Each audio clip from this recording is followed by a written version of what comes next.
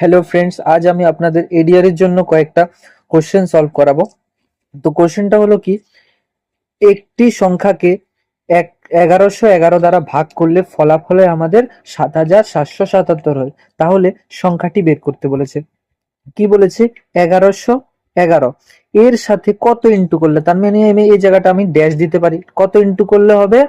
7777 হবে। তো এখানে অপশন দেখেই সলভ করতে পারেন। কত? 1111 সাথে যদি আমি 17 ইন্টু করি তাহলে হবে না। দেখেন সিম্পলি যদি 7 ইন্টু করে দিই, এই যে 7 একে 7, আবার এই 7 একে 7, আবার এই 7 একে 7, আবার এই 7 একে 7, তার মানে এখানে যদি আমরা 7 ইন্টু করি তার মানে আঙ্গ কত হবে? 7777 হবে। এই ইজ দা কারেক্ট আনসার হবে। এবার নেক্সট 2 নাম্বার কোশ্চেন আমাদের কি বলেছে, যদি 47329 সংখ্যাটিকে দ্বিগুণ করা হয় তাহলে ফলাফলের ঠিক মাঝখানের অক্ষরটি কত হবে? ঠিক আছে, তো সংখ্যাটি আমাদের কি দিয়েছে?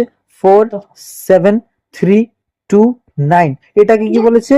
দ্বিগুণ করেছে। দ্বিগুণ মানে 2 এর সাথে ইন্টু করেছে। সেম ভাবে ইন্টু করেন। এখানে 9 দুগুণে কত হবে? 18 হবে। হাতে আছে 1, 2 দুগুণে 4, 5, আবার 3 দুগুণে কত? 6, 7 দুগুণে কত? 14, হাতে আছে 1, 4 দুগুণে 8, 9। আঙ্গুরে কি বলেছে?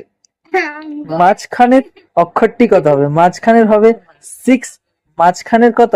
6 হবে। তো এই is the correct answer. Question আমাদের কি বলেছে, যদি 1 প্লাস 2 প্লাস 3 প্লাস 4 প্লাস পুরো 10 পর্যন্ত প্লাস করি তাহলে আমাদের কত হবে? 55 হবে।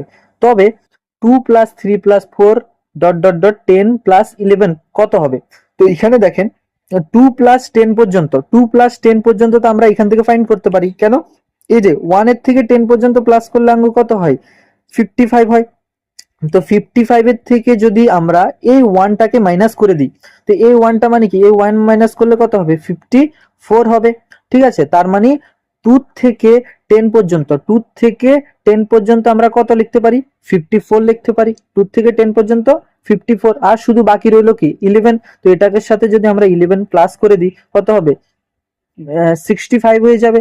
তার মানে এটার অ্যান্সার কত হবে? 65 হবে। এই ইজ দা কারেক্ট অ্যান্সার হবে 65। ওকে, 4 নাম্বার কোশ্চেন আমাদের কি বলেছে, বলছে কি এই দশমিকে প্রকাশ করো, এই সংখ্যাটিকে দশমিকে প্রকাশ করো। তো এরকম যখন দিবে, প্রথমে উপরে যেটা থাকবে ওইটা সেম ভাবে লিখে দিবেন 3/10। এবার এখন এটা কি ডিভাইডে আছে মানে ভাগে আছে, ভাগকে যদি আমি ইনটুতে নিয়ে যাই, ভাগকে যদি আমি ইনটুতে নিয়ে যাই তাহলে একদম নিচের সংখ্যা যেটা থাকে ওইটা একদম উপরে চলে যায়, আবার এখানে উপরে যেটা থাকবে ওইটা একদম নিচে চলে যায়। এবার কাটাকাটি করেন, 5 দুগুণে কত? 10, আর এখানে 3 দুগুণে 6, আর এখানে উপরে কত হবে? 1, আর নিচে 2 দুগুণে 4 হবে। এবার 1 কে যদি আমি 4 দিয়ে ভাগ করি কত হবে আমাদের? 0.25। ঠিক আছে, এটা সলভ করে ভাগ করে দেখে নেবেন।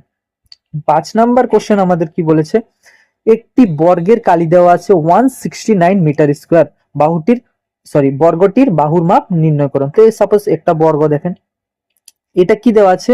কালি দেওয়া আছে 169 দেওয়া আছে। বর্গের কালি মানে কি? সাপোজ আমি এটা এ ধরেছি, এটাও এ ধরেছি, তো এটার বাহুর কালি, বর্গের কালির ফর্মুলা কি? বাহু ইন্টু বাহু মানে সাইড ইন্টু সাইড। সাইডটা আমি কি ধরেছি? এ ধরেছি, মানে এ ইন্টু এ হবে।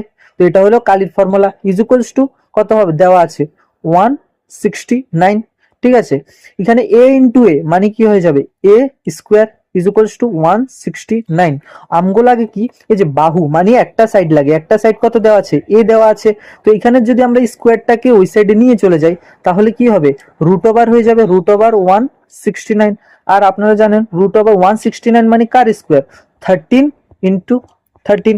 এই দুইটা রুট ওভারের থেকে 13 দুইটার থেকে আমরা কি একটা লিখতে পারি। তো আমগো একটা সাইডের ভ্যালু কত হবে? মানে এর ভ্যালু কত হবে? 13 কত আছে? মিটার হবে।